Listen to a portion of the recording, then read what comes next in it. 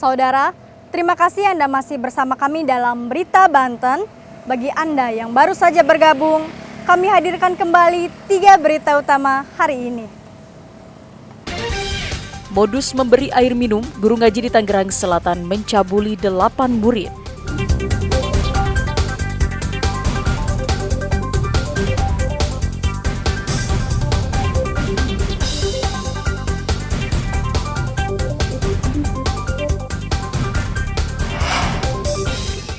Penyelidikan rumah mewah jadi pabrik obat terlarang di Kota Serang masih berlanjut.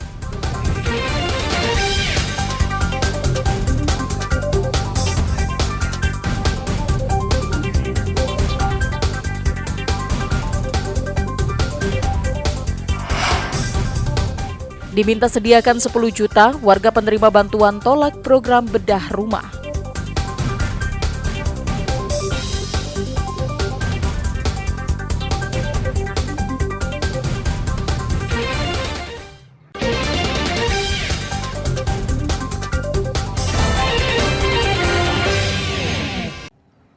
Sudah jatuh tertimpa tangga. Inilah yang dialami Ahmad Durmudi, pria berusia 49 tahun, warga Kampung Panggang, Desa Kedayakan, Kecamatan Keragilan, Kabupaten Serang. Pasalnya pria yang hidup sendiri dan menderita stroke saat ini tinggal di rumah dengan kondisi tidak layak huni. Sempat mendapatkan program bantuan untuk perbaikan rumah.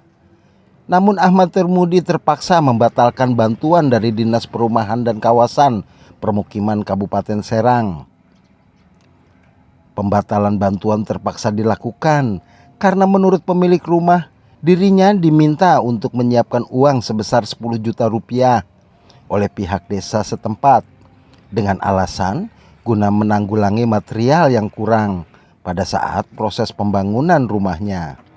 Yang ngajuin dari kelurahan ya, dari desa, pihak desa udah sakit ini gitu. Tapi ya istilahnya kan suruh persiapan uang 10 jutaan untuk nombokin kekurangan gitu.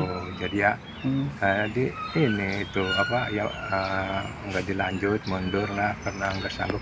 Jangan kan buat biaya segitu, buat berobat aja susah gitu. Iya. Gitu. Membatalkan Pak karena pihak itu yang minta 10 juta dari pihak kelurahan apa pihak mana Pak? Dari kelurahan itu ya anggota yang ini yang ngurus gitu kan. Gitu. Suruh ngadain duit ya kurang lebih 10 juta buat tetombok gitu. Menyikapi kejadian tersebut, Camat Keragilan membantah ada permintaan sejumlah uang kepada warga penerima bantuan di wilayahnya. Dan apabila bantuan material dari Dinas Perkim yang diberikan Ahmad Durmudi tidak mencukupi, pihaknya akan mengajak masyarakat untuk bergotong royong untuk merampungkan tempat tinggalnya yang roboh. Kalau pihak desa saya pastikan tidak. Untuk desa memungut biaya tambahan. Nah, berdasarkan barang yang ada itu sudah bisa dianggap lengkap untuk disebut rumah karena mungkin rumah sendiri dari mulai pondasi sampai genteng di atasnya. Nah, di barang yang ada apakah memang sudah semuanya terlengkap di berita acara? Nah, kalau belum lengkap apakah akan ada kiriman barang lagi sehingga memang bisa jadi sempurna. Ahmad Durmudi tetap berharap bantuan dari pemerintah setempat bisa tetap diterima tanpa harus mengeluarkan uang. Bukan hanya itu, Ahmad Durmudi yang sudah tidak bekerja lagi sejak terserang penyakit stroke berharap bantuan kesehatan dari pemerintah Kabupaten Serang. Ariel Maranus dan Ahmad Zayuti melaporkan dari Kabupaten Serang. Baru-baru ini Kota Serang dan Kabupaten Lebak dihebohkan dengan maraknya monyet liar yang keluar dari kawasan hutan dan berkeliaran di permukiman warga. Bahkan beberapa ekor monyet mengambil makanan di rumah warga. Salah satunya terjadi di Kecamatan Taktakan, Kota Serang. Di tempat ini bahkan monyet jenis ekor panjang sempat mengacak-acak warung milik warga. Warga mengaku resah dan khawatir dengan adanya monyet yang berkeliaran di permukiman. Dikhawatirkan monyet akan menyerang warga terutama anak-anak.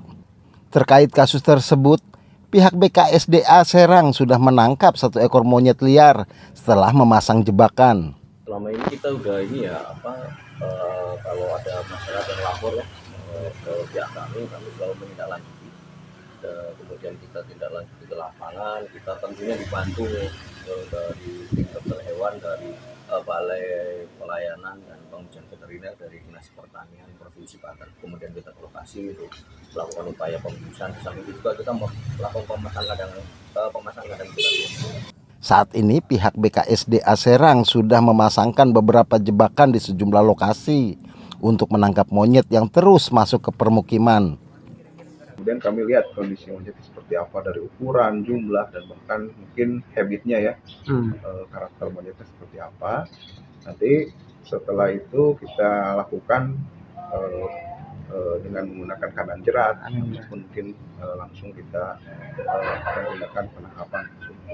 BKSDA Serang berharap warga tidak menangkap sendiri monyet liar yang masuk ke permukiman dan disarankan untuk melapor ke pihak BKSDA.